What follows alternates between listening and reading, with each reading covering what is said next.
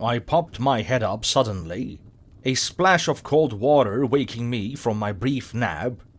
I had been lulled to sleep by the sound of the ocean and the gentle swaying back and forth of the cruise ship traveling in the idyllic Gulf. My chair sat at the edge of the upper deck pool, and I sat up to see who had so rudely interrupted my respite.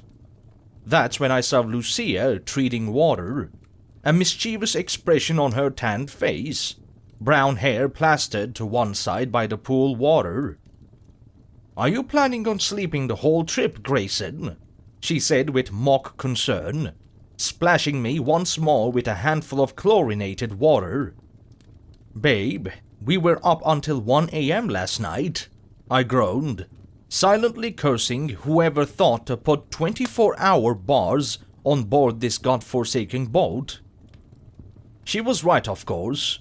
This trip had been my idea. I had just managed to make a nearly $5 million sale back in Medina, which perfectly coincided with our 3-year anniversary. Lucia never much liked the ocean, but she knew I had always wanted to take a cruise, so we couldn't pass up this chance. She spent so much of her time in nursing school that we rarely had a chance to just relax together. I shouldn't squander it by sleeping. "Alright, I'm up," I said, stretching as I stood, feeling a concerning number of vertebrae jump to new positions in my bag. I sunk into the pool, letting the lukewarm water wash over me. I couldn't remember the last time I had even had time to nap, I thought ruefully. Between renovations, tours, and closing, I was on the run every day of the week, all day long. I felt a drop of water hit my nose and turned to see if Lucia was screwing around again. To my surprise, she was doing laps, oblivious to me. I glanced upwards and saw a front of unfriendly-looking, grey clouds pushing forward. The rain started slowly, but began to pick up as the wind rose. Lucia and I got out of the pool when the lifeguard whistled, bringing an end to our aquatic frolicking. "Seems funny, doesn't it?" Lucia said with a smirk. "The rain?" I asked, slow on the uptake. "No, I mean closing a pool because of the rain," she chuckled. "I mean, it's all water, isn't it?" I smiled, happy to see that she was unbothered by the sudden change of plans.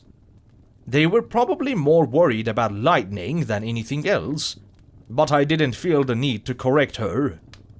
We were here to escape our worries, not bicker over something so inconsequential.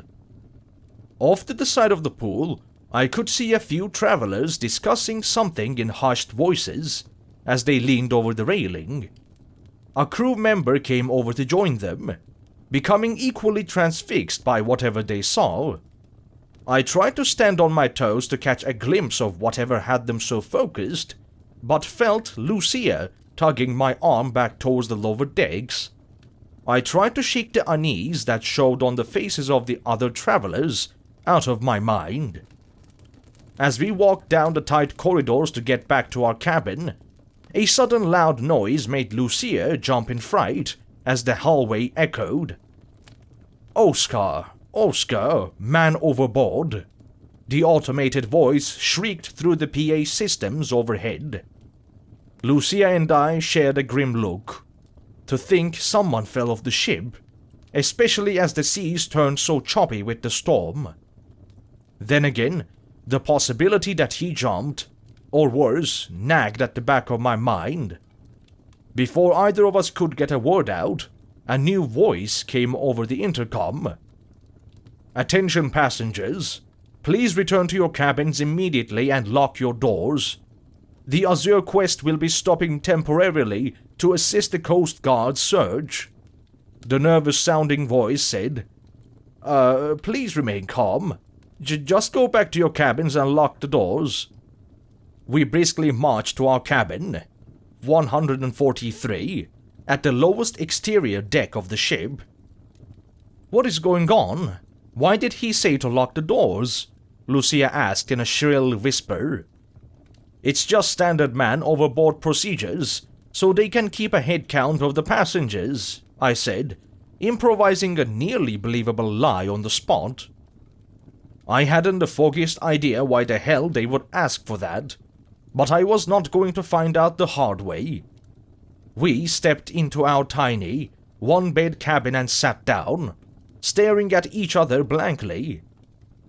Well, I guess I'll take a shower since we probably aren't going to do any more swimming for the day, my wife said, turning to the bathroom. We could go swimming with whoever that guy is, I joked, gesturing to the dinner plate-sized porthole across from the bed. Lucia turned and looked at me, and that's when I realized she was crying silently. I felt my mouth go dry as I understood that she was genuinely worried about this. Hey, Lucy, I was just trying to lighten the mood, I said, approaching to wrap an arm around her shoulders. She pushed me away gently and said, "It wasn't funny.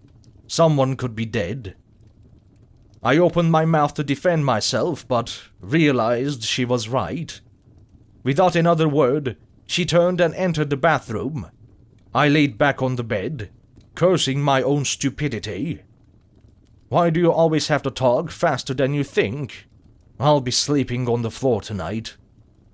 I allowed the sounds of the shower running and the rain splattering against the round window to hypnotize me back into a restful state. I could faintly hear the motors of boats and what I guessed to be a helicopter overhead. The response time of the Coast Guard is refreshingly quick, I guess.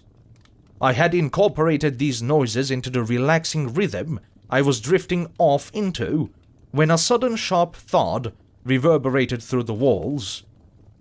It felt almost like it came from a cabin nearby, like someone slammed the door. After a few more sudden thuds, I heard the unmistakable sound of a woman screaming. My mind filled in the blanks, and I rolled my eyes as I lay back down. At least someone's having a good time.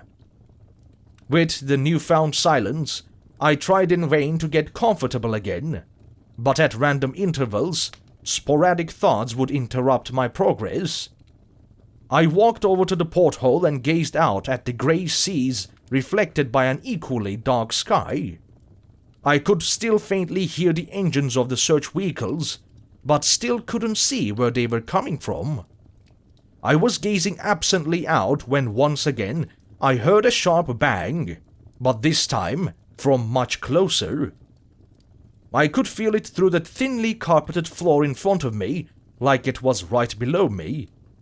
I felt frozen by sudden fear, trying to imagine what I was hearing. That's when something happened that made my stomach drop to the floor with shock. A hand slammed against the porthole in front of me. I jumped back, my soul leaving my body as the clammy, grey hand pounded against the glass. I could hear Lucia, dripping wet, emerging to see what the commotion was before yelling in abject horror at the sight before us.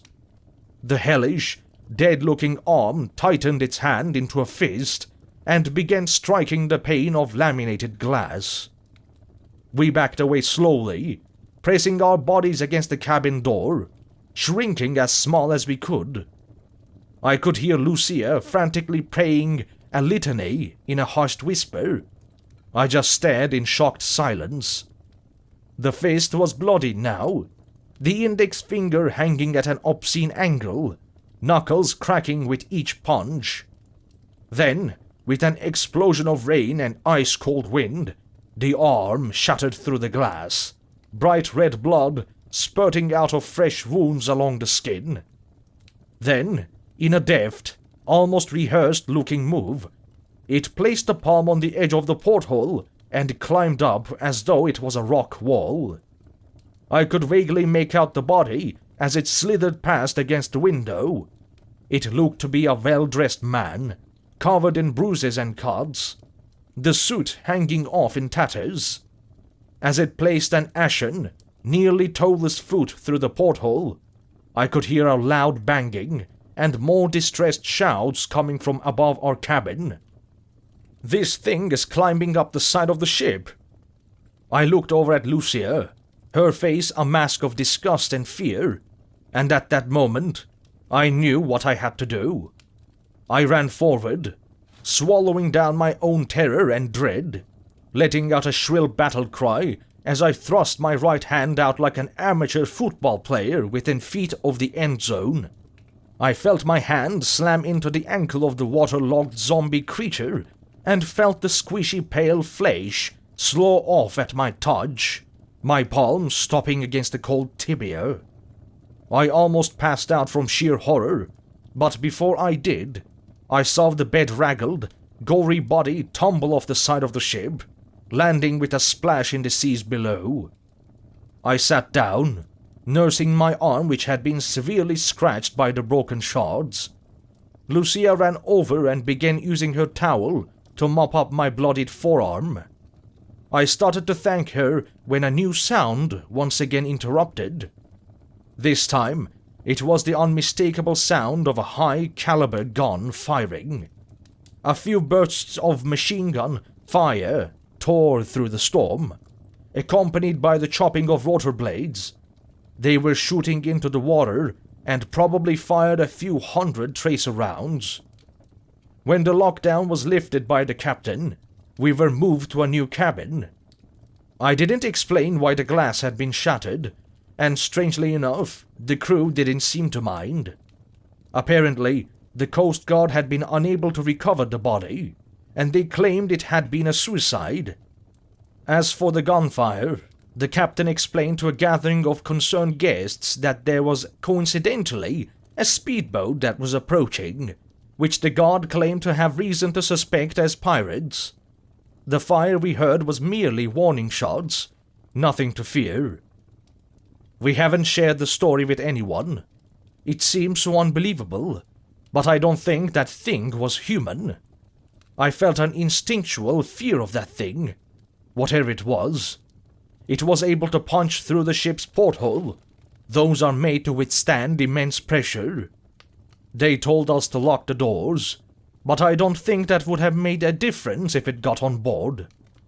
I know we are just lucky to have survived, but I just wish I could forget how that soggy, wet skin felt as my hand pushed through it.